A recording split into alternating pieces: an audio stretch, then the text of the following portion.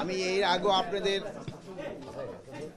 আপনাদের আমি জানিয়েছিলাম যে আগামী মাসে 17 থেকে 20 তারিখ পর্যন্ত বিজিবি এবং বিএসএফ এর যে ডিজি পর্যায়ে একটা মিটিং এটা হবে। এটা আপনাদের অনেক আগে জানিয়েছিলাম।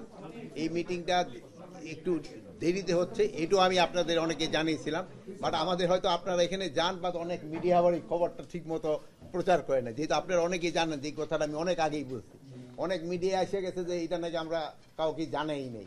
যেহেতু আপনারা এখানে আসেন সবসময়, আপনারা জানান যে এটা আমি অনেক আগেই আপনাকে জানিয়েছি এবং দিদির অনেক সময় বলছে।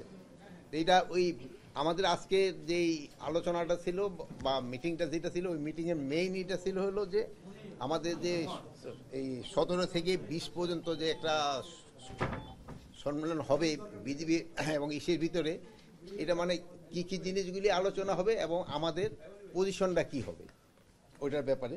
তো এখানে মেইনলি যে পয়েন্টগুলি আসবে, এখানে আসন্ন বিজিবি বিএসএফ পরিচালনা সীমান্ত সম্মেলনে বিজিবি প্রতিনিধি ছাড়াও কিন্তু থাকে পররাষ্ট্র মন্ত্রণালয়ের প্রতিনিধি থাকেন, স্বরাষ্ট্র মন্ত্রণালয়ের প্রতিনিধি থাকেন, বাংলাদেশ জরিপ অধিদপ্তরের প্রতিনিধি থাকেন, ভূমি রেকর্ড জরিপ দপ্তরের প্রতিনিধি থাকেন, যৌথ নদী কমিশনের প্রতিনিধিগণ থাকেন।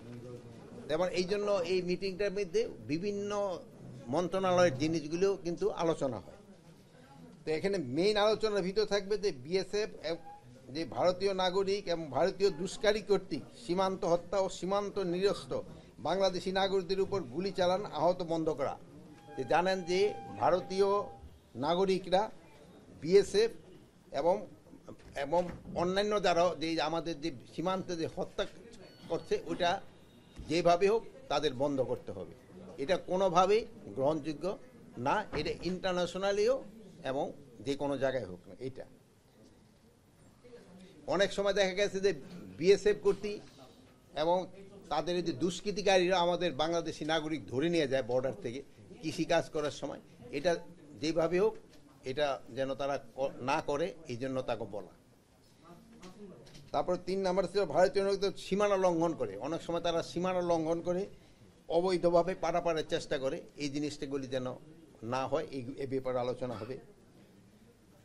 প্লাস এই ভারতীয়রা অনেক সময় তাদের বর্ডার বেল্টে অনেক সময় এই যে মাদকের বিভিন্ন এই ফেন্সিডিল কারখানা, এইসব কারখানা তৈরি করে আমাদের দেশে এই জিনিসগুলি, যদিও ওই ফেন্সিডিলটা তারা ঔষধ হিসাবে বলে বানায়, কিন্তু আদারওয়াইজ বানায় এটা মাদকের জন্য এবং আমাদের বাংলাদেশের ভিতরে দিয়ে দেয়।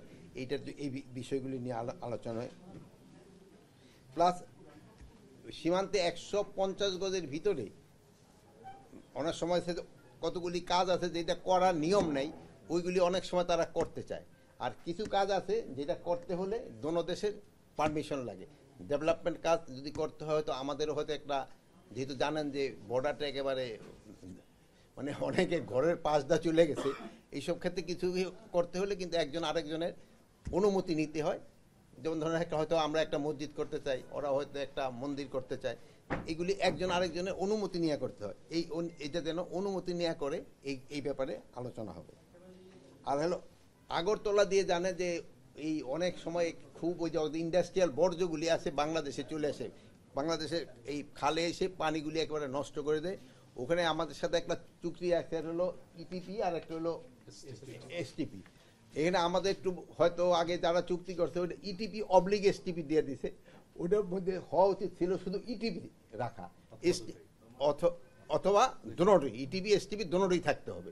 কিন্তু এই জিনিসগুলি হয় নাই, এটার জন্য হয়তো আমাদের একটা চেঞ্জ তাদের সাথে হয়তো আমাদের আলোচনা হবে করার জন্য।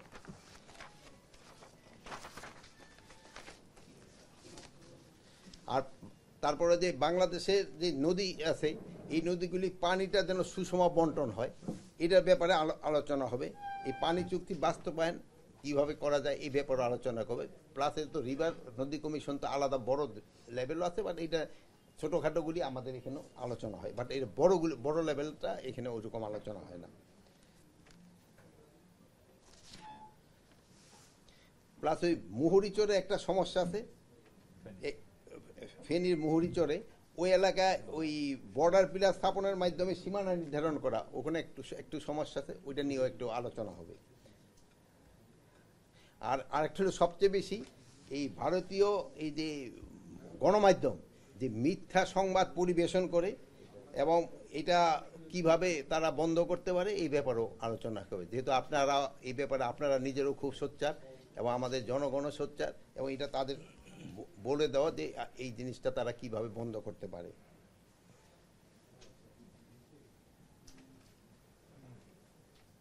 আরেকটা হলো একটা আছে কোঅর্ডিনেটেড বর্ডার ম্যানেজমেন্ট প্ল্যান, এটা একটা বড় সাবজেক্ট, এটা নিয়েও তাদের সাথে আমাদের আলোচনা হবে।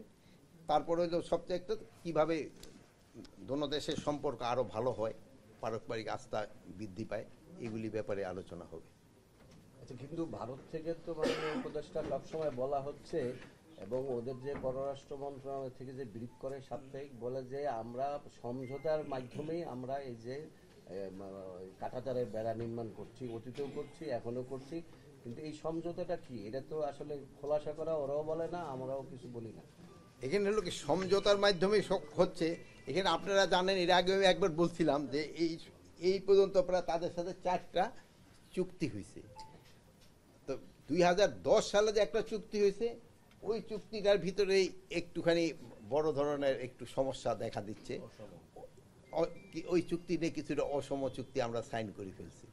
এখন ওই ক্ষেত্রে ওরা যেটা বলে যে তারা যে ইলিগাল কিছু বলে তা না, যেহেতু ওই চুক্তির ভিতরে আপনি এরকম একটা করছেন যে দহগ্রাম আঙ্গার পোতায় 0 লাইনের দিক দিয়ে আপনি করতে পারবেন, কি বলে ফেন্স করতে পারবেন, আপনি পারমিশন দিয়ে দিচ্ছেন, বাংলাদেশ গভর্নমেন্টই পারমিশন দিছে। ওই পরিবর্তে তারা বলছে যে 3 বিঘা করিডোরটা আমরা 24 ঘন্টা ইউজ করতে পারবো, কিন্তু এই 3 বিঘা করিডোরের জন্য কিন্তু আমরা বেরুবাড়ি বহু আগেই দিয়ে দিছি।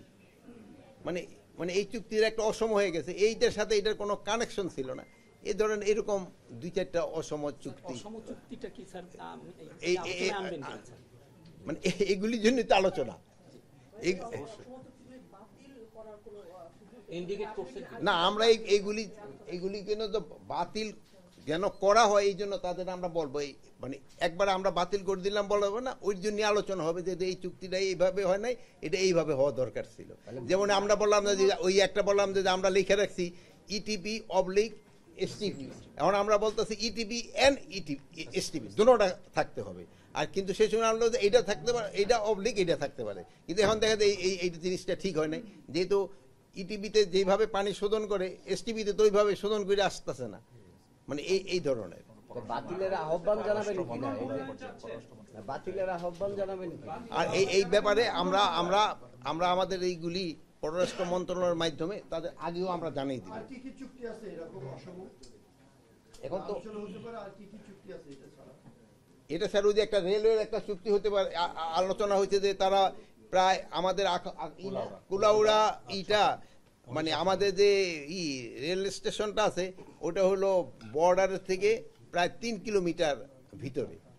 এখন আমি 3 কিলোমিটার ভিতরে, এখন এই 3 কিলোমিটার ভিতরে আইসা আমরা কি তাকে আসতে দিব কিনা ইমিগ্রেশন, এই জন্য আমরা চাচ্ছি ইমিগ্রেশন চেকপোস্ট হবে বর্ডারে, ওখানে থেকে ইমিগ্রেশন করে আসবে। আগে ছিল যে 2 পাশে করে দিব ফেন্স করে, আমার বড় ফেন্স না, ইমিগ্রেশন করতে হবে বর্ডার, ধরুন এরকম। মানে অ্যাকচুয়াল টোটাল সংখ্যাটা আমি আপনার এখানে বলতে পারবো না।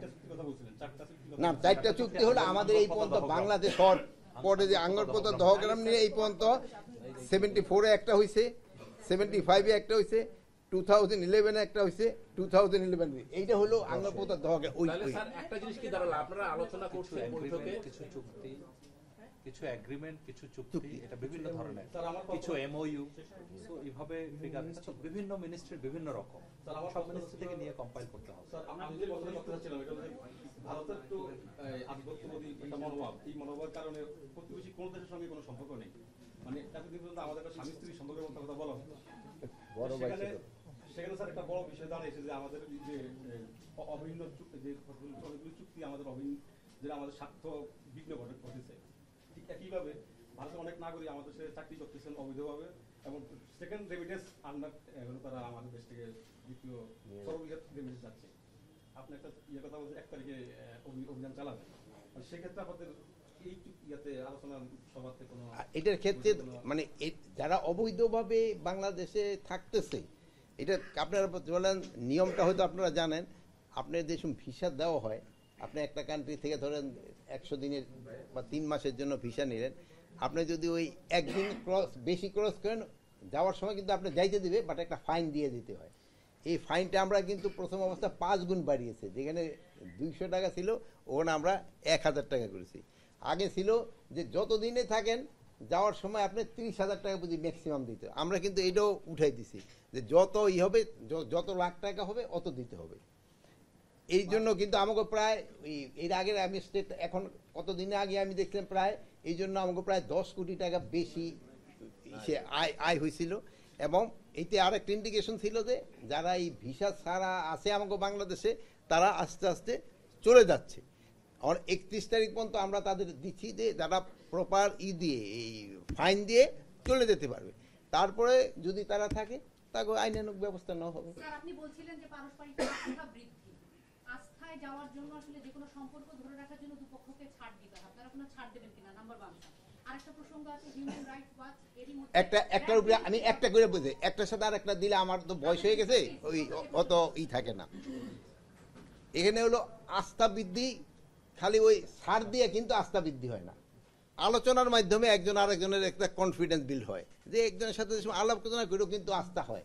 এই জন্য আপনি বলেন যে ছাড় দিয়া বা এইটা নিয়ে হবে না, আস্থা এই যে যাওয়া আসা এবং এই সমস্যাগুলি যে আলোচনা হবে, এবং কিছু কিছু সমস্যা একেবারে আমি গিয়ে বলি যে 100% সমস্যার সমাধান করে আসতে পারবো তা তো না, কিছু সমস্যার সমাধান হবে, কিছু আবার হয়তো নেক্সট মিটিং এর সমাধান হবে, এইভাবেই তো আস্থা বৃদ্ধি পাবে।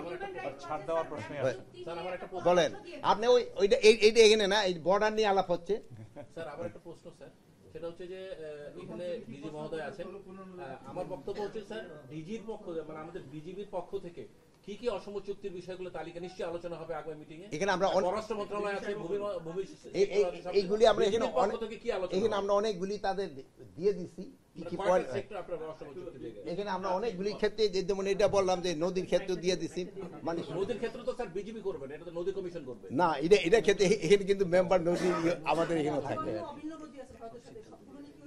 না। না এত এই একটা মিটিং এ নদী এই যে ভাইজিটা বললো না, এটার জন্য তো আলাদা একটা মিশন আছে, বাট এখানে ছোটখাটো যেগুলি আছে এগুলি এখানে আলোচনা হয়। কিন্তু স্যার একটা জিনিস হচ্ছে আমরা এর আগে বিজিবির মিটিং এ কভার করেছি, ডিজি পর্যায়ে করেছি, সেক্টর কমান্ডার পর্যায়ে করেছি স্যার, আমরা নিউজ কভার করেছি। এখানে নতুনত্ব তো কিছু দেখছি না আলোচনার বিষয়গুলো স্যার, এখানে নতুনত্ব কি আপনি না না শুনেন, এখন আপনি কি নতুনত্ব কোনটা চাচ্ছেন? আমি যেটা বলছি যে জিনিসটা বলছি যে এখন হলো কি আলোচনার সময় এখন নতুনত্ব কোনটা চাচ্ছেন? এখন হলো কি শুনেন, এখন হলো কি নতুনত্বটা হলো ওইটা যে আগে যেভাবে কথাটা বলতো এইভাবে কথার টোনটা আলাদা হবে।